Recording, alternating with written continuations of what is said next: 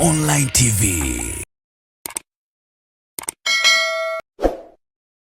Mahakama ya Hakimu Mkazi Kisutu, Dar es Salaam, leo Alhamisi Machi 12, 2026, imewaachia huru vijana watatu waliokuwa wanakabiliwa na shtaka moja la uchomaji wa ofisi ya Chama cha Mapinduzi CCM huko Kivule Majoe, wilaya ya Ilala. Vijana hao ambao ni Mohamed Madea mwenye umri wa miaka 28 na Fredi Chacha mwenye umri wa miaka 21 na Peter Chobe mwenye umri wa miaka 49 waliokuwa wanatuhumiwa kutenda kosa hilo kinyume na kifungu cha 319A cha sheria ya kanuni ya adhabu sura ya 16 iliyofanyiwa marekebisho mwaka 2023. Katika kesi hiyo namba 28997/2025 iliyokuwa inasikilizwa mbele ya hakimu mkazi mkuu Rashim Moshi, mahakama imewaachia huru washtakiwa wote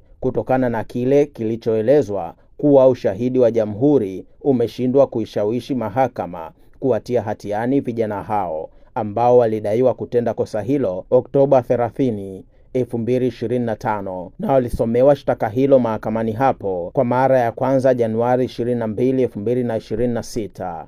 Akizungumza na waandishi wa habari baada ya kutolewa kwa hukumu hiyo leo, wakili Maduhu William kutoka Kituo cha Sheria na Haki za Binadamu LHRC, ambaye kimsingi ndiye aliyekuwa anaongoza jopo la mawakili wa utetezi, amesema licha ya kwamba vijana hao wameachiwa huru, lakini wamerejeshwa gerezani kutokana na mashtaka ya uhaini yanayowakabili, wakidaiwa kuhusika na maandamano yaliyozaa vurugu zilizotokea nchini Oktoba 29, 2025, siku ya uchaguzi mkuu na siku zilizofuata. Naomba kutoa taarifa kwamba leo tarehe 12 ya mwezi Machi mwaka 2026, Mahakama ya Hakimu Mkazi Kisutu mbele ya Mheshimiwa Moshi imewaachia huru watuhumiwa watatu kwa maana ya Mohamed na wenzake wawili waliokuwa wanakabiliwa na shtaka moja la uchomaji wa ofisi ya Chama cha Mapinduzi kule Kivule Majoe, wilaya ya Dar es Salaam. Mtakumbuka kwamba watuhumiwa hao walifikishwa kwa mara ya kwanza katika mahakama hii tarehe 22 ya mwezi Januari mwaka huu 2026 kwa tuhuma za kuchoma ofisi ya CCM kule Kivule Majoe, Dar es Salaam. Sasa katika uamuzi wake leo, Mheshimiwa Moshi, hakimu mkazi mwandamizi wa Mahakama ya Hakimu Mkazi Kisutu, anabainisha kwamba jamhuri imeshindwa kuthibitisha pasi kuwa na shaka yoyote juu ya tuhuma za watuhumiwa kuhusika katika uchomaji wa ofisi ya CCM kwa sababu kubwa mbili. Sababu ya kwanza ni kwamba mashahidi wa jamhuri walitofautiana mmoja kwenda mwingine juu ya eneo la ofisi gani hasa iliyochomwa hiyo ya CCM. Lakini ya pili ni kwamba kulikuwa na watu wengi ambao walikamatwa. Kwa mujibu wa mashahidi wa jamhuri wenyewe, walikamata watuhumiwa zaidi ya 50. Sasa swali lilikuwa ni kwamba kwa nini watuhumiwa wengine 47 hakufikishwa mahakamani? Mashahidi ya jamhuri ndio swali hakulijibu. Na mimi kama wakili ni wahoji sana kwa kina, kwa nini mmekamata watu 50 alafu mmechagua watu watatu, watuhumiwa wengine wako wapi? Hiyo swali na mahakama imejiuliza kwamba kama kuna watuhumiwa wengi zaidi, watuhumiwa wengine wako wapi? Kwa nini waliachiwa? Kwa nini hakuna upelelezi?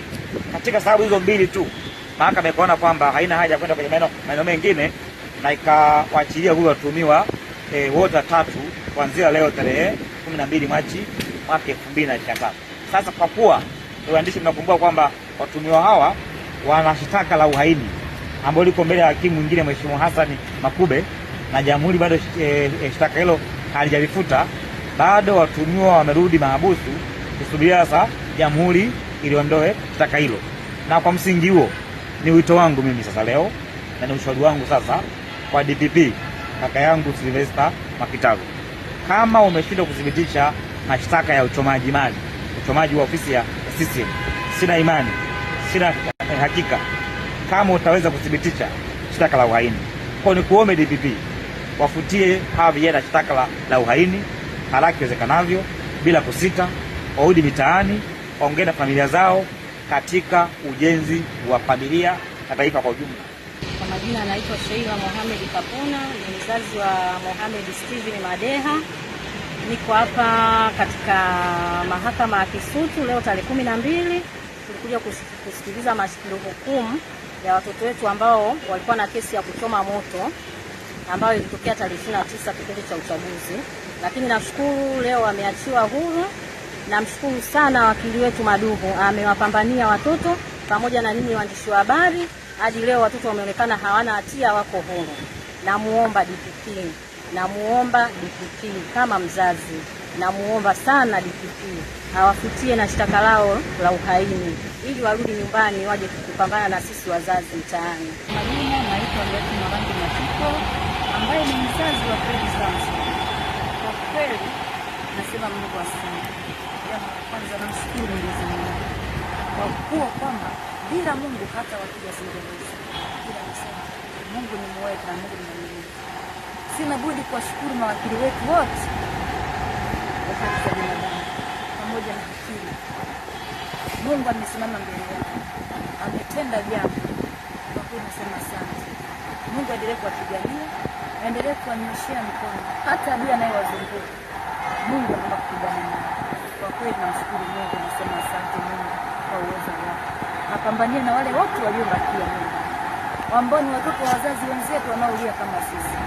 Mungu aendelee kupigana nao ili kusudi na wenyewe watoto waachwe huru wakashiriki kazi za maisha yao na wazazi wao. Tunamwomba DPP atufanyie wepesi, Mungu asimame katikati yake ili kusudi apate kuachilia nao vijana wetu warudi nyumbani. Tumewakumbuka miezi mingi mpaka tunawatamani hata kuwaona. Kwa kweli tunasema Mungu asante. Make your day right. Gilly Bonny Online TV. Kupata habari mpya na kwa haraka kila siku, usisahau kusubscribe kisha like na comment. Gilly Bonny Online TV.